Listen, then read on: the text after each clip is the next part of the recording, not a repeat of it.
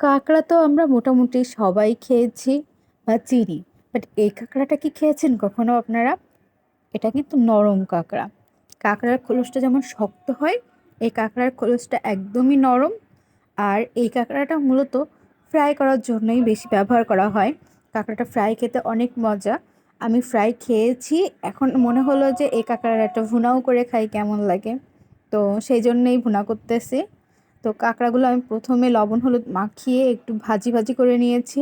আমি ভাজি করে উঠাই নিয়ে এখন সামান্য একটু জিরে ফোড়ন দিয়ে তার মধ্যে দিয়েছি পেঁয়াজ কুচি।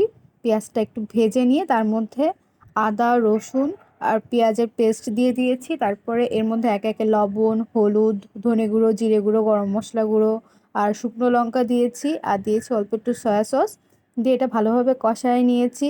এর মধ্যে আবার একটু টমেটো কুচি দিয়েছি, কাঁচা ঝাল দিয়েছি, দিয়ে ভাজা ভাজা করে নিচ্ছি। নিয়ে সামান্য একটু জল দিয়ে আবার একটু সুন্দর করে কষায় নিব।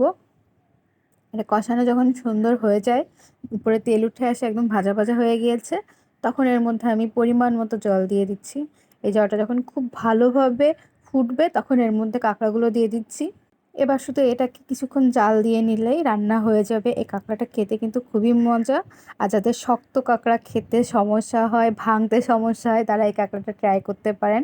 এই কাঁকড়াটা সাতক্ষীরা থেকে এনেছিলাম আমি। আমি জানি না খুলনার কোথায় এই কাঁকড়া পাওয়া যায়। তো আপনারা চাইলে ট্রাই করতে পারেন, আশা করি ভালো লাগবে। এই কাঁকড়ার ফ্রাইটা আরও বেশি ভালো লাগে, ভুনাটাও ভালো। আপনারা চাইলে ফ্রাই করেও খেতে পারেন, ভুনা করেও খেতে পারেন। তো আমার ভিডিও আজকে এই পর্যন্তই। সবাই ভালো থাকেন, সুস্থ থাকেন। আর আমার ভিডিও ভালো লাগলে চ্যানেলটি সাবস্ক্রাইব করে দেওয়ার জন্য অনুরোধ রইল। ধন্যবাদ।